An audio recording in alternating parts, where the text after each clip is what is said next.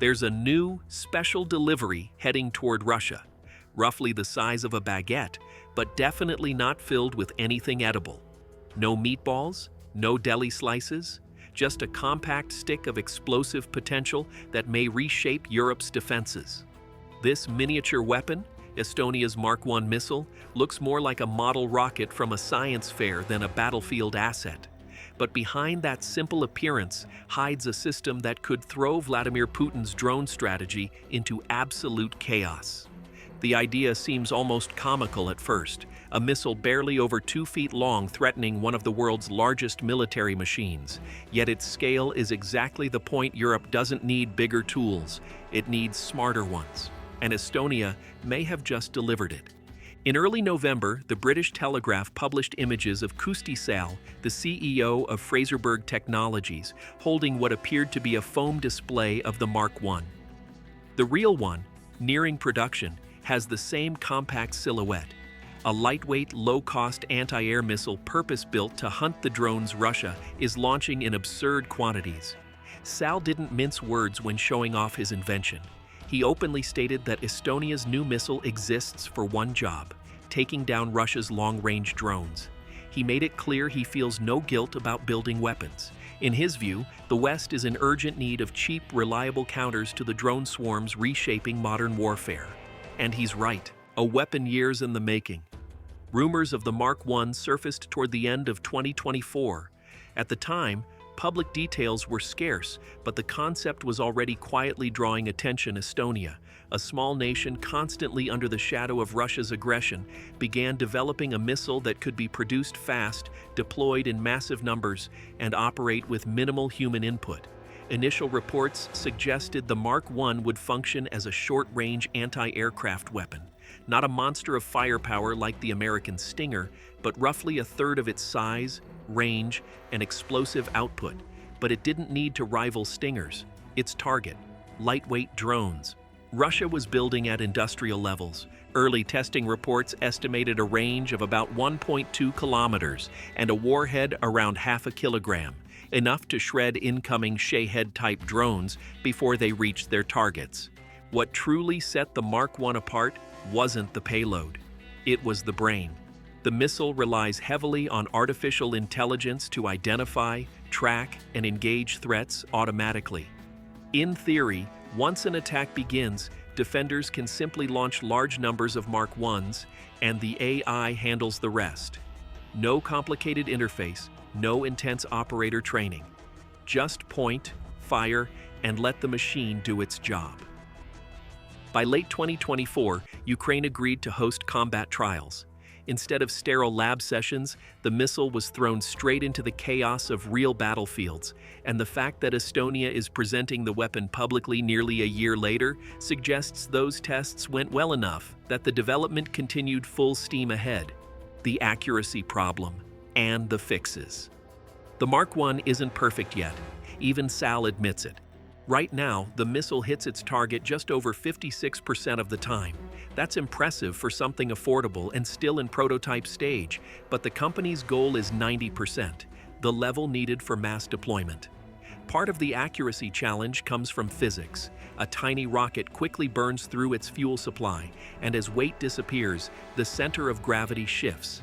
The missile can begin drifting, tilting, or slightly overshooting, making precision difficult in high-speed engagements.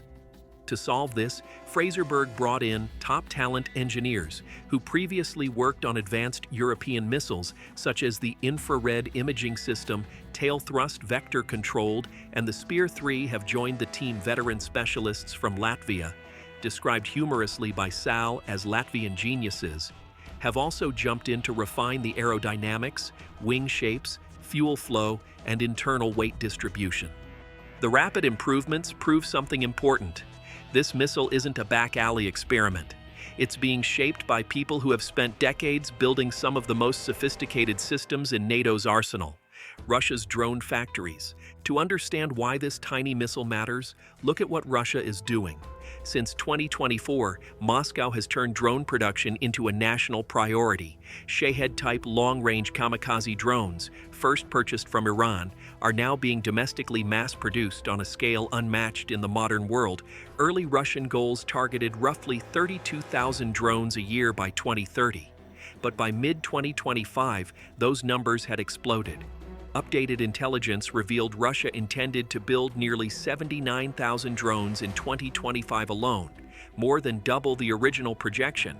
And even more alarming, Russian officials hinted they might soon be capable of launching 2,000 drones in a single day.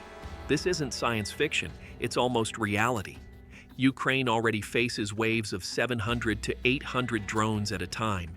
Even when Ukraine successfully shoots down a majority of them, the cost is devastating, not just financially, but in fatigue, resource depletion, and the constant strain placed on its air defenses, and the human toll is rising.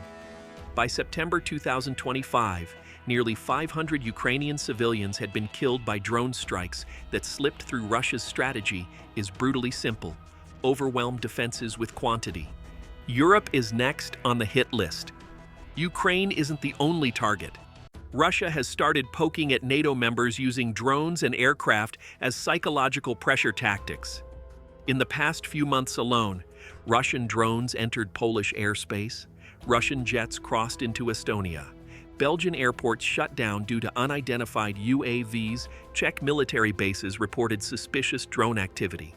Lithuania saw violations from drones and even helium balloons. NATO's northern member states recorded at least 38 serious airspace incidents in just over a month. Europe is getting a preview of what Ukraine faces every week, and Europe is alarmed because its current response is wildly inefficient.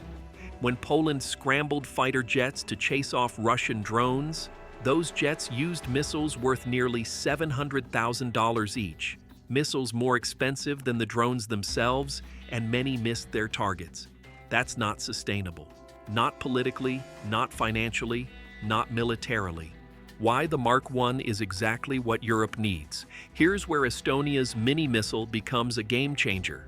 At around $50,000 per shot, the Mark I costs barely a fraction of the missiles NATO jets currently launch at Russian drones. If Estonia reaches its 90% accuracy goal and maintains low production costs, Europe gains.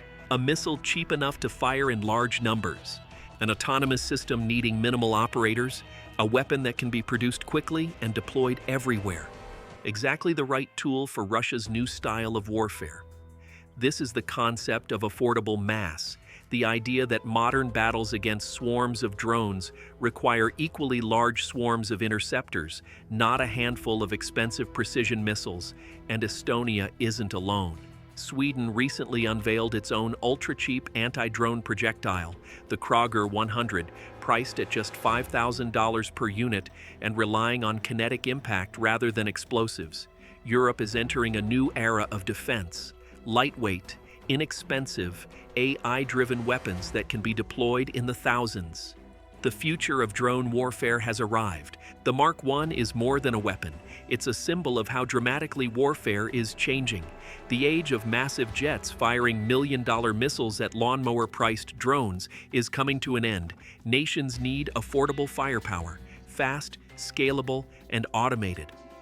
Estonia, a small country with a huge stake in stopping Russia, understood this early, and now it has delivered a missile that could reshape the balance of cost and capability in Europe's favor. It may not look like much. It may resemble a toy rocket or a prop for a science museum, but sometimes the smallest weapons have the biggest impact. And if Russia thinks this baguette-sized missile is harmless, they're about to learn otherwise. And that is the story of how a tiny Estonian missile is gearing up to punch far above its weight, and maybe become the biggest headache Russia never saw coming. If you enjoyed this deep dive and want more breakdowns on the weapons, strategies, and tech shaping tomorrow's conflicts, make sure you hit that like and subscribe. Thanks for watching. Stay sharp, stay informed, and I'll see you in the next one.